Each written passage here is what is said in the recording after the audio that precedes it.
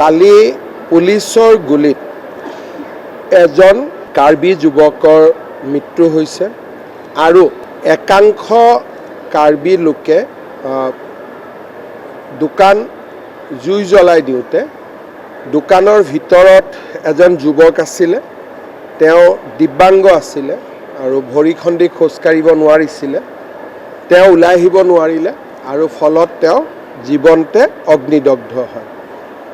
গতিকে যোৱাকালিৰ ঘটনাত দুজন লোকৰ এতিয়ালৈকে মৃত্যু হৈছে আৰু কেইজনমান লোক আহতও হৈছে।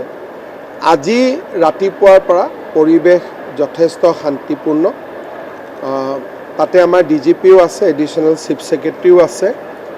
মই ভাবোঁ যে পৰিৱেশ নিশ্চয় আজিৰ ভিতৰত উন্নত হ'ব আৰু তাত আৰ্মিও আছে ফ্লেগ মাৰ্চৰ কাৰণে। গতিকে মই ভাবোঁ যে আজি পৰিৱেশ উন্নত হ'ব, কাৰণ এতিয়ালৈকে দিনত 1টা বাজিছে, আজি কোনো নতুন ঘটনাৰ খবৰ নাই। চাওক, যিহেতু ইলেকশ্যন আহি আছে, অলপ 2-4টা জেগাত এনেকুৱা বিক্ষিপ্ত ঘটনা হ'ব বুলি আগৰে পৰা আমি অনুমান কৰিছিলোঁ আৰু বিশেষকৈ ডিচেম্বৰ আৰু জানুৱাৰী মাহটো আমি সতৰ্কতাৰে আগবাঢ়িব লাগিব।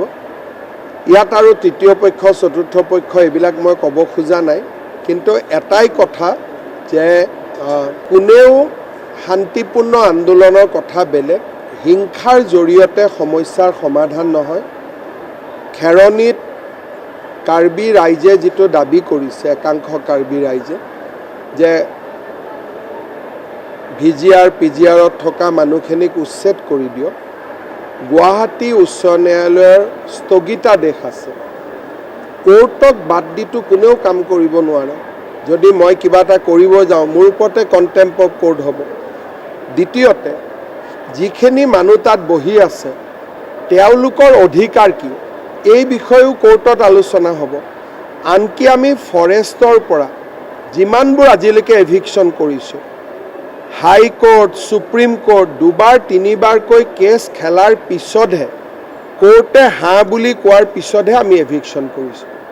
বহুত সময়ত মানুহে মোক কয় ইয়াত কৰি দিয়ক, তাত কৰি দিয়ক। তেতিয়া মই কওঁ লাহে লাহে, কাৰণ আইন আৰু আদালতক উপেক্ষা কৰি কোনো চৰকাৰে কাম কৰিব নোৱাৰে। এভিকশ্যন কৰিম বুলি ক'লেওতো পুলিচে কৰিব নোৱাৰে, কাৰণ কণ্টেম্প অফ কোৰ্ট তেওঁলোকৰ ওপৰত লাগিব।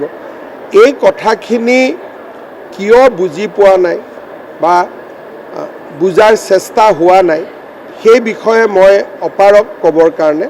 কিন্তু নিশ্চিতভাৱে যেতিয়া মই তেওঁলোকৰ লগত মুখামুখিকৈ কথা পাতিম, তেওঁলোকৰ মাজত যদি কিবা ভুল ধাৰণা আছে সেই বিষয়ে মই বুজি পাম।